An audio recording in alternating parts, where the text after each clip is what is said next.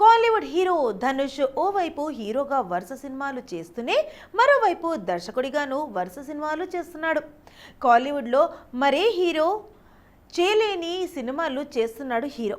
గతేడాది స్వయా డైరెక్షన్లో నటించిన రాయన్ బ్లాక్ బస్టర్ హిట్గా నిలిచింది. అదే జోష్లో ఈ ఏడాదిలో మేనలుడు హీరోగా జాబిలమ్మ నీకు అంత కోపమా సినిమాతో అలరించాడు ధనుష్. ప్రస్తుతం ఈ సినిమా థియేటర్స్లో సక్సెస్ఫుల్గా నడుస్తుంది. కాగా ప్రస్తుతం తన దర్శకత్వంలో ఇడ్లీ కడై అనే సినిమా చేస్తున్నాడు ధనుష్.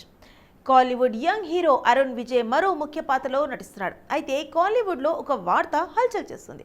అదేంటంటే కాలీవుడ్ స్టార్ హీరో అజిత్ కుమార్ హీరోగా ధనుష్ ఓ సినిమా చేయబోతున్నాడట. ఇందుకు సంబంధించిన ధనుష్ ఇటీవల అజిత్కు కథ కూడా వినిపించగా దానికి గ్రీన్ సిగ్నల్ ఇచ్చేశాడు అని చెప్తున్నారు. దానికి కూడా ఇచ్చినట్టు తమిళ సినీ వర్గాల్లో సమాచారం. ఒకవేళ ఇదే గనక కార్యరూపం దాల్చితే కాలీవుడ్లో ఈ సెన్సేషన్ కాంబో హిస్టరీ క్రియేట్ చేయడం ఖాయం. కొసమెరుపు ఏంటంటే ప్రస్తుతం అదిక్ డైరెక్షన్లో అజిత్ నటించిన గుడ్ బ్యాడ్ అగ్లీ ఈ నెల 10న విడుదల కానుంది. అదే రోజు Dhanush cinema Idli Kadai release date వేశారు. దీంతో సోషల్ మీడియాలో అజిత్ ఫ్యాన్స్ ధనుష్ ఫ్యాన్స్ ఒకరిపై ఒకరు ట్రోలింగ్ చేసుకుంటున్నారు. అయితే ధనుష్ ఇడ్లీ కడై వాయిదా వేసే ఆలోచనలో ఉన్నారు makers. Chiyaan Vikram most awaited action packed movie Veeradheera Sooran part 2. Successful director SU. Arun Kumar దర్శకత్వం వహించిన ఈ చిత్రంలో ఎస్.జే. సూర్య, సూరజ్ వెంజరాముడు, తుషార్ విజయన్ వంటి నటులు ఉన్నారు. హెచ్ఆర్ పిక్చర్స్ రియా షిబు నిర్మించిన వీరధీర సూరన్ పార్ట్ 2 ఒక యాక్షన్ థ్రిల్లర్. ఇది ప్రేక్షకులకు సిట్ ఎడ్జ్ సినిమాటిక్స్ ఎక్స్పీరియన్స్ ఇస్తుంది. ఇప్పటికే రిలీజ్ అయిన ప్రమోషనల్ కంటెంట్కి ట్రెమెండస్ రెస్పాన్స్ వచ్చింది. ఇప్పుడు ఈ చిత్రం మార్చి 27న 2025న ప్రపంచవ్యాప్తంగా థియేటర్లో విడుదల అవుతుందని మేకర్స్ అఫీషియల్గా ప్రకటించారు. తెలుగులో ఎన్వీఆర్ సినిమాస్ ద్వారా ఈ సినిమా గ్రాండ్గా విడుదల కానుంది. జీవి ప్రకాష్ కుమార్ సంగీతం అందించిన ఈ చిత్రానికి తేని ఈశ్వర్ సినిమాటోగ్రఫీ అందించారు. జేకే ప్రసన్న ఎడిటింగ్ వర్క్ పర్యవేక్షిస్తున్నారు. CS Balachander art director, Chiyaan Vikram దర్శకుడు, ఎస్.యు. అరుణ్ కుమార్ నిర్మాత, రియా షిబుల్ అద్భుతమైన కొలాబరేషన్లో వస్తున్న వీరధీర సూరన్ పార్ట్ 2పై ట్రేడ్ వర్గాలు ప్రేక్షకుల్లో చాలా అంచనాలు ఉన్నాయి. వాల్తేరు వీరయ్య అంటూ చిరంజీవితో కాకుండా సింగిల్గా రవితేజ హిట్ కొట్టి దాదాపు 2 ఏళ్ళు అవుతుంది.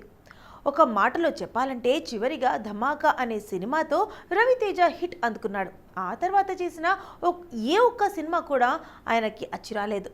Ravanasura, tiger, Nageswararao, eagle, mister Bachchan అంటూ ఆయనకు వరుస దెబ్బలు తగిలాయి. ప్రస్తుతానికి ఆయన భాగవరపు దర్శకత్వంలో మాస్ జాతర అనే సినిమా చేస్తున్నాడు. ఈ సినిమా పూర్తయిన వెంటనే ఆయన కిషోర్ తిరుమల దర్శకత్వంలో ఒక సినిమా చేయబోతున్నారు. అయితే కిషోర్ తిరుమల ఒక పక్క క్లాసిక్ లవ్ స్టోరీస్తో పాటు మాస్ మూవీస్ కూడా చేయగలనని నిరూపించుకున్నాడు. కాబట్టి ఆయన క్లాసిక్ సినిమాలు చేస్తాడా, మాస్ సినిమా చేస్తాడా అనే అంశం మీద చర్చలు జరుగుతూ ఉండగా ఎవరూ ఊహించని విధంగా రవితేజ హోమ్ జోనర్ అయిన కామెడీ సినిమా చేయబోతున్నాడని తెలుస్తుంది. సుధాకర్ చీర్కురి నిర్మాణంలో తెరకెక్కబోతున్న ఈ చిత్రం పూర్తి స్థాయిలో రవితేజ మార్ కామెడీ ఎంటర్టైనర్గా తెరకెక్కబోతుందని తెలుస్తుంది. ఇప్పటికే ఈ సినిమా ప్రాజెక్టు ఫైనల్ అయింది. కొత్తగా ఆఫీస్ కూడా ఓపెన్ చేస్తున్నారు. వీలైనంత త్వరగా ప్రీ ప్రొడక్షన్ పూర్తి చేసి షూట్ కూడా పూర్తి చేసే వచ్చేడాది వరకు సంక్రాంతి సందర్భంగా ఈ చిత్రానికి ప్రేక్షకుల ముందుకు తెచ్చే ప్రయత్నాలు జరుగుతున్నాయి. మొత్తం మీద రవితేజకు హోమ్ పిచ్ లాంటి కామెడీ జోనర్ సినిమా చేస్తే ఖచ్చితంగా వర్కౌట్ అవుతుందనే అంచనాలు ఉన్నాయి. మరి ఏం జరగబోతుందో చూడాల్సింది. మెగాస్టార్ చిరంజీవి హీరోగా అనిల్ రావిపూడి దర్శకత్వంలో ఒక సినిమా ఫైనల్ అయింది. సంక్రాంతికి వస్తున్నాం లాంటి రీజనల్ బ్లాక్ బస్టర్ తర్వాత అనిల్ రావిపూడి మెగాస్టార్ చిరంజీవితో ప్రాజెక్ట్ సెట్ చేసుకోవడంతోనే ఒక రేంజ్ అంచనాలు ఏర్పడ్డాయి. అయితే అంచనాలు మించిన ఉండేలా సినిమాని సిద్ధం చేసేందుకు ప్రణాళికలు సిద్ధం చేసుకుంటున్నారు. ఇప్పటికే అనిల్ రావిపూడి స్క్రిప్ట్ లాక్ చేశారు. డైలాగ్ వెర్షన్ రాసేందుకు వైజాగ్ కూడా వెళ్ళింది అనిల్ అండ్ టీమ్.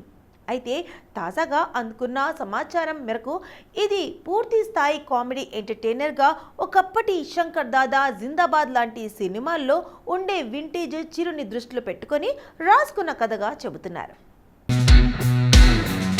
నిజానికి రీ ఎంట్రీ దగ్గరుండి మరీ మెగాస్టార్ చిరంజీవి గురించి మాట్లాడుతూ ప్రతిసారి వింటేజ్ చిరు ఈజ్ బ్యాక్ అంటూ కామెంట్ చేస్తూ వస్తున్న పరిస్థితి కనిపిస్తుంది. కానీ ఈ సినిమా మాత్రం అసలైన వింటేజ్ చిరు ఈజ్ బ్యాక్ అని మాట్లాడుకునేలా ఉంటుంది. ఇన్సైడ్ వర్గాల సమాచారం ముఖ్యంగా చిరంజీవి క్యారెక్టర్ రాసుకున్న తీరు బాగా వర్కౌట్ అవుతుందని, దానికి తోడు కథ కూడా సెట్ అవ్వడంతో ఈ సినిమా కూడా ఎన్నో సంచలనాలకు కేంద్ర బిందువుగా మారనుందని అంటున్నారు.